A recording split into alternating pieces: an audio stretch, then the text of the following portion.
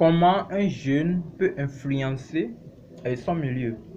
Et pour qu'un jeune influence son milieu, d'abord, il faut que ce jeune homme ou cette jeune femme fasse une différence entre lui et le monde. D'abord, un jeune chrétien, quand on dit jeune chrétien, c'est-à-dire c'est un chrétien qui a déjà goûté à la vie du Christ. Jeune chrétien, un chrétien du Christ. Donc ce n'est pas un chrétien du monde. Or, un chrétien du Christ doit être contraire à tout ce qui est dans le monde. C'est rare aujourd'hui de voir les jeunes chrétiens qui sont contraires à ce qui est dans le monde. Les jeunes chrétiens qui veulent participer au concert du monde, participer aux fêtes, participer au football, au tournoi, au championnat, aux ligues, vous voyez, non? Des théâtres, des sorties, bon, des excursions qui n'ont pas de sens, avoir des amis avec des gens qu'on veut. Bon, vous voyez, celui-là n'est pas un jeune chrétien. C'est un jeune chrétien moderne, voilà, moderne. Parce que c'est la vie moderne qui vous montre que même étant chrétien, vous pouvez faire tout ce que vous voulez. C'est ce que Sanogo prêche. Mohamed Sanogo prêche cela. Marcelo Tounazi prêche.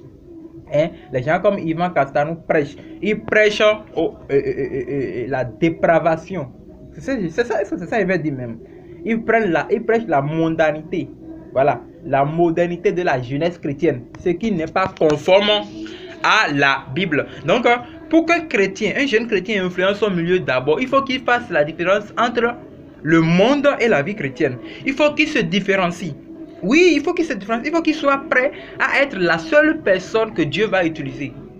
Même s'il y a ton frère chrétien qui s'adonne au truc du monde, toi, essaye de te séparer, de te consacrer à Dieu et te séparer des choses du monde.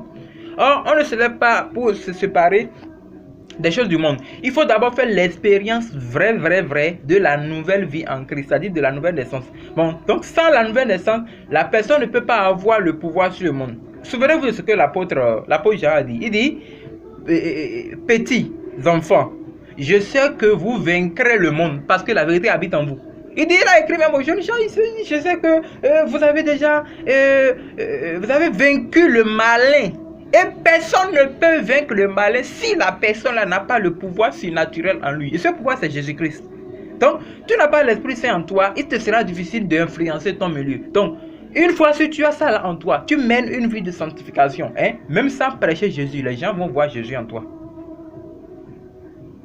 Si aujourd'hui, d'abord, il y a des chrétiens qui ont des difficultés à prêcher Jésus, il n'y a même pas Jésus en eux. Si Jésus était en toi, tu auras toujours le zèle de télévision pour montrer Jésus. Maintenant, disons Jésus en toi. Si Jésus est en toi, les gens liront Jésus en toi. Ils vont laisser la Bible pour venir lire ce Jésus qui est en toi. Donc, pour influencer le monde, il faut d'abord faire la différence entre ta vie et la vie des jeunes du monde. C'est là que ça commence.